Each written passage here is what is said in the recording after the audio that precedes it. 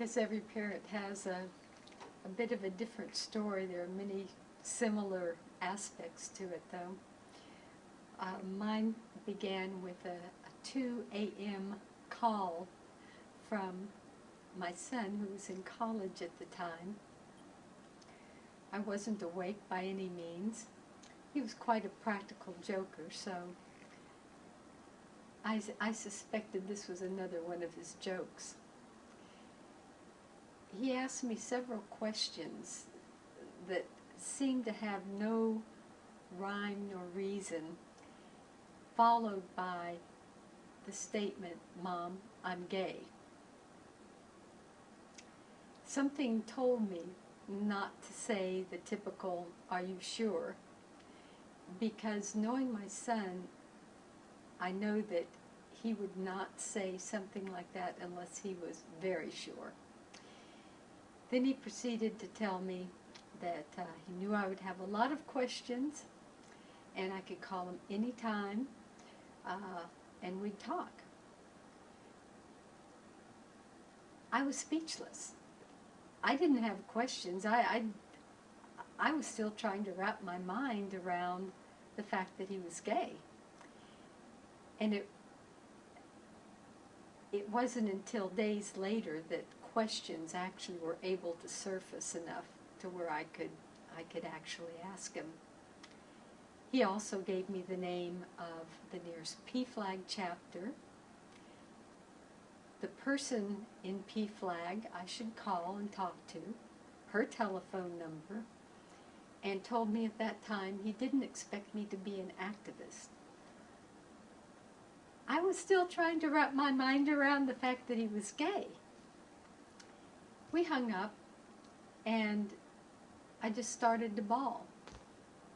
And it wasn't that he was gay, it was I was afraid of what he would experience in life. I was afraid he would not be safe.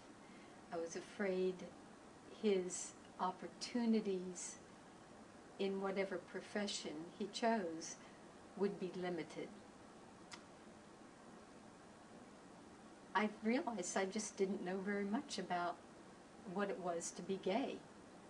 So I did call that number he gave me to the nearest PFLAG chapter and availed myself of every book they had in their library, every videotape they had, talked to wonderful GLBT people there to find out what it was to be gay and what it was that he would be facing and what there could be done to rectify the misconceptions that so many people in the United States have about being gay.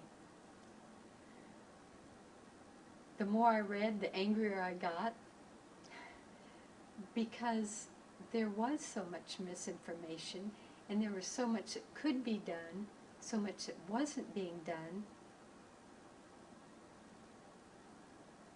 that lives of wonderful resources in our young people were being affected.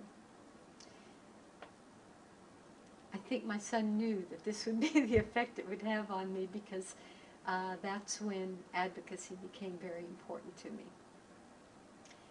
From that time, we had many conversations, and in fact, we would work together. I would tell him, "Jeff, I've been invited to speak at the high school. What is it that they should know? What should the students know?" And we would collaborate in that way. Even though he was long distance and wouldn't be able to work or come to speak himself, he told me what it was like in high school. And I think we made a difference in that way. And PFLAG in general, no matter what level of acceptance or understanding you're in, can help.